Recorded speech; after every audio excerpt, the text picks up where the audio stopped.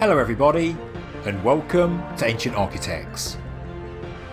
Please subscribe now to get the latest ancient history news and independent research from around the world. Located in modern-day Turkey, Hattusa was the ancient capital of the Hittite Empire in the Late Bronze Age, which ended abruptly and somewhat mysteriously in the 12th century BC. At its peak, the city covered nearly 2 square kilometres and was surrounded by massive walls that were built between 1322 and 1344 BC. There was a royal palace, elaborate gateways, 4 temples, residential structures, secular buildings and porticoed courtyards. The stonework is impressive to say the least, and it was richly decorated with relief carvings and sculptures of warriors, lions, sphinxes and more. At its peak, between 40,000 and 50,000 people lived in the city. It was where the first peace treaty in the world was signed, the Peace Treaty of Kadesh, between the Hittites and the Egyptians in 1280 BC. As the Hittite state began to disintegrate in 1200 BC as part of the Bronze Age collapse, Hattusa went up in flames and was gradually abandoned over several decades before being completely abandoned until 800 BC when a new settlement appeared in the area. Today, tourists flock from around the world to see the remnants of this once powerful city. The impressive stone remains from the heart of an ancient empire, including tightly fitted polygonal masonry and the numerous stones with perfectly circular drill holes.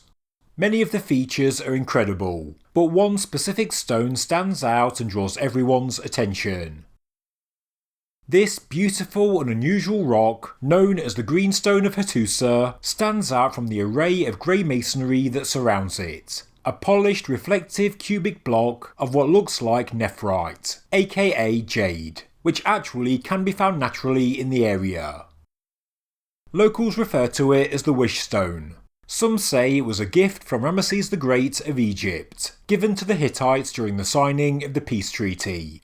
But the truth is, nobody really knows anything about it.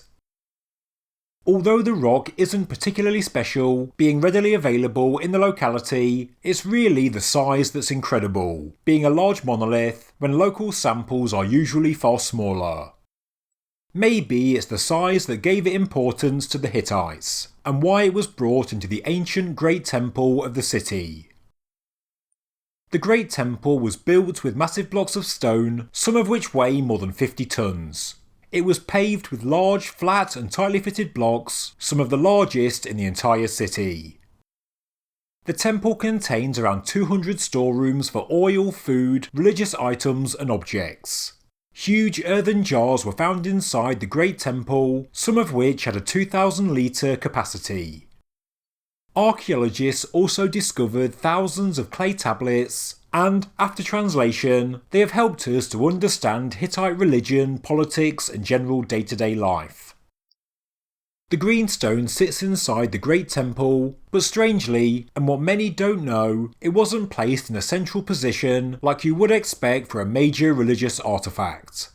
It was apparently found inside one of the many storerooms within the temple complex. Because of its colour and how much it stands out today amongst the ruins, maybe we are giving it far more importance than the Hittites themselves. Maybe it was an unwanted gift from the Egyptians and they just placed it in a storeroom to collect dust. On the flip side, of course it could have been a truly priceless item of extreme importance, and that's why it was stored away, being brought out only for important ceremonies and rituals. To the south of Turkey, in the Levant, we know the Natufian people, from around 14,000 to 11,500 years ago, also wore greenstone pendants around their necks.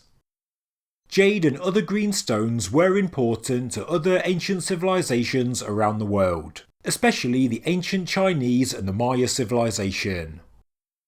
So, we could give an educated guess that a chunk of bright green nephrite rock at the size we see at Hattusa surely did have some real significance for the Hittites.